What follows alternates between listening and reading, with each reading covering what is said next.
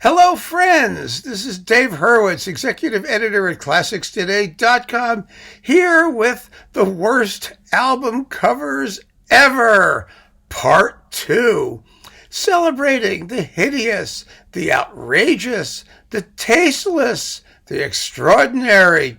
Yes, there's practically no end to the number of abominations that have graced album and compact disc covers, and I have 7 new ones that I would love to share for you. 4 of them are classical, but 3 of them come from, shall we say, other genres, such as they are. Oh God, such as they are.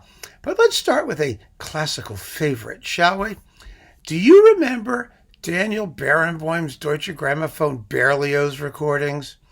They were done with the Orchestre de Paris, and they featured some of the most bizarre album covers. Here is the one for The Damnation of Faust. Holy cow. Can you believe this thing? I mean, the more you look at it, the more ridiculous and bizarre it gets. Don't you love the satanic figure there on the right with the tongue curling over up into the body parts of the female figure, along with the giant celery in the middle there with the leaf coming out? I just love the celery. I mean, how can you do Berlioz without celery? I mean, you've got to have your vegetation, your salad with your Berlioz, right? And every one of the ones in this series was equally grotesque, but in a new and different way. And we may feature some of the others as time goes on, because there is no limit to the number of absolutely horrifying album covers. So there was The Damnation of Faust. That was really kind of an embarrassment. And some of you had actually listed some of your own favorite worst album covers, and I want to show a couple of those because they really are marvelous. And some of these have been shown before elsewhere. I mean, you may be familiar with them, but it's worthwhile clumping them together here and going through because it's just so much fun to have a look at them. One of the all-time greatest was the Westminster recording of Holst the Planets, featuring Sir Adrian Boult. And I just know that Sir Adrian would have had an absolutely perfectly delicious time with this sucker for the planets. I mean, can you believe it? Sir Adrian Boult with his sort of sci-fi 1970s funkadelic, whatever the heck this thing is. I think this is wonderful. And this is with the Vienna State Opera Orchestra, which is equally fabulous because they absolutely had no clue what to do with the planets. This was, one of Adrian Boult's. I guess he recorded the planets about 450 times in his career, 6 or 7 times or 5 or 6 times. And this is probably the least successful of all of his recordings of the work, but the most successful from the point of view of album covers. I mean, look at the sort of chest device there on the female astronaut person with her ray gun. Boy, that is some photo. The more you look at it, the more alarming it gets. Remarkable, is it not? Yes. It's Adrian Boult and the planets. Those Westminster covers are marvelous, and I have another one here for you too. I have a bunch of them because they were famous, absolutely famous for completely taking classical music not seriously, and I thought they were wonderful. I really did, but bad, intentionally so, good bad, as opposed to just bad. Because the next one we're going to deal with is bad. You may recall in our last episode, the organist with no hands. That was, it was so disturbing. Well, this is sort of in that league. It's sort of the tasteless exploitation of people with special needs category. And here we have, and this one of you mentioned as well, tremendous album here, the Braillettes. There they are, the Braillettes. Our Hearts Keep Singing. 3 visually impaired ladies doing songs of some kinds. It's called let's see, heartwarming. Notice under the braillettes there on the right, heartwarming stereo. Oh my God. Yes, it's the braillettes, and I will continue to keep looking for special needs covers of note. But this one also was, I mean, this was famous enough that one of you mentioned it in the comments to our last talk. So, I mean, obviously the word got around. I think the hairdos are equally appealing, actually. There's something quite special about those, fabulous 60s bouffant sort of hair things. My mother had a hairdo like that at one point. It was Florence Henderson's look in the Brady Bunch. It was quite popular among American housewives of the day, and some of you will doubtless recall it. It was called the bouffant hairdo, and everybody had one. I mean, I didn't, but middle-aged American women had them. Next, in the category of Christian music, Christian pop music, these are some of the best covers there are, because these people have no sense of irony whatsoever.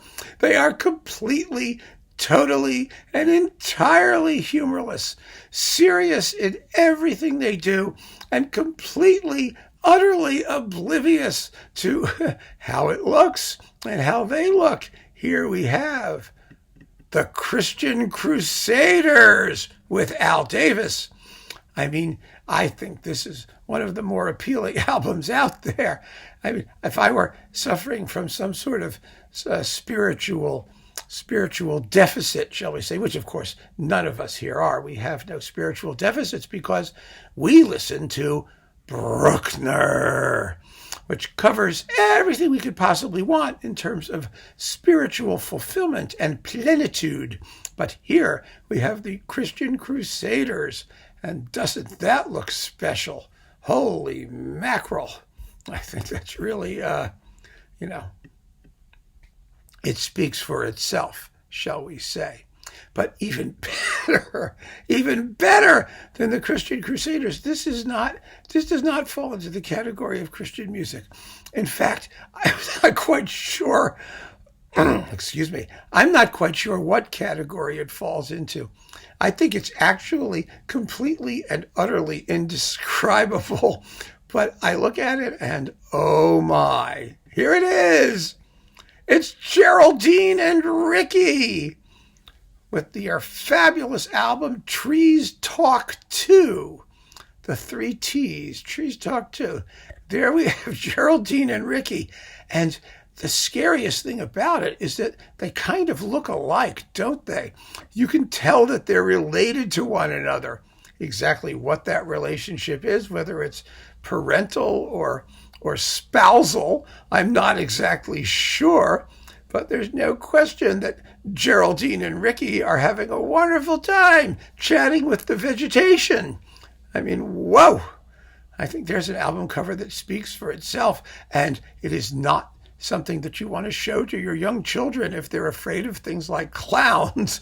I mean, it's the stuff of nightmares, actually, not to mention the fact that the trees are talking. I think this one was really kind of extraordinary. I have no idea what that is. I mean, I don't know whether they talk or sing or what it sounds like when they do. It would be interesting to hear them do a duet. They can sing in thirds, or maybe they can do Brahms. It would be in sixths.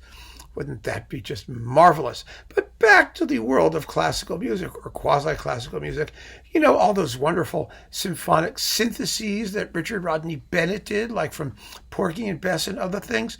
Well, he made several from Broadway musicals as well, including My Fair Lady and The Sound of Music. And here on Westminster are 2. There it is, Symphonic Pictures for Orchestra by Robert Russell Bennett, Richard Rodney Bennett, whatever they are. Robert Russell Bennett, that's the guy. Robert Russell Bennett, My Fair Lady, The Sound of Music with William Steinberg and the Pittsburgh Symphony Orchestra. But oh, what a fabulous cover. Can you imagine? I don't think this particular Liza Doolittle would be successfully cleaned up no matter what they did to her. I mean, this one is completely beyond hope. It's indescribably wonderful, isn't it? I like the blacked out tooth in the front too. I think it's blacked out. You can sort of see, yeah, I think it's blacked out. Hopefully there's a tooth there somewhere. I mean, I know the feeling because if I take out my temporary here, you would see something quite similar. Anyway, that's another one of those classic Westminster record titles, and they were absolutely one of a kind for sure. However, my favorite, one of my very favorites, because it makes you think, this is more of a cerebral, horrifying record cover, is this baby that actually adorned the super fun recording of Martin's Symphonies 4, 5, and 6 with the Czech Philharmonic under Václav Neumann. And here it is. Oh my God. This thing was so scary. When I was a kid, I was so curious about this composer. I wanted to know who it was. But this album cover kept me away for years. I was afraid to buy it. And then when I finally did get it, I actually played the music. And I want you to hear some of it because it's absolutely extraordinary. If you listen to Symphonies from Martin, this is Symphonies, 3, 4, and 5. 3, 4, and 5. But the piece that I think this particular photo worked best with was Symphony number 6. All of the albums in this series had some sort of iteration of this basic idea. And here's a little bit of the Fantasy Symphonique, which I think goes extraordinarily well with this particular illustration. Have a listen.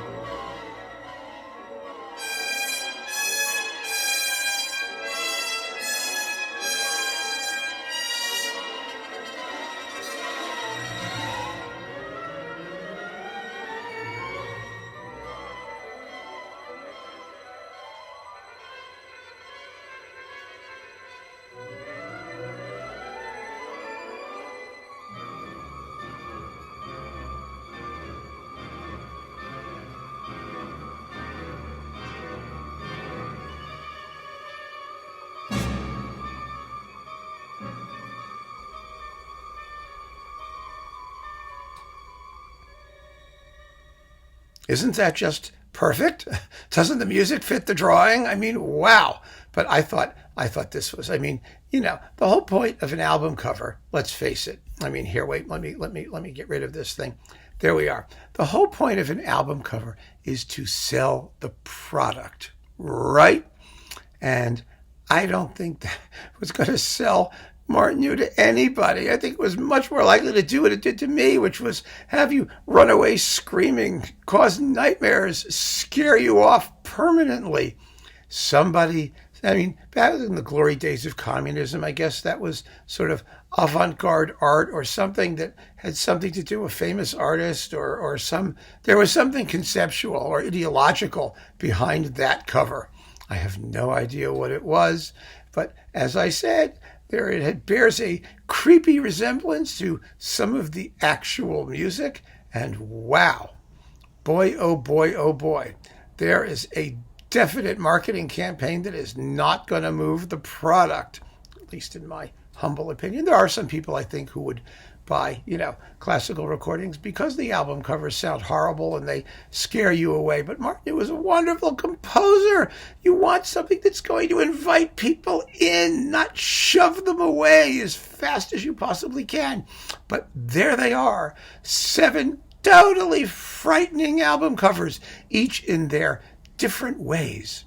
I hope you've enjoyed this. There's more where this came from, which we will see in due course. Thank you for joining me. Keep on listening. You can do it with your eyes shut. You don't have to look. Anyway, take care. Bye-bye.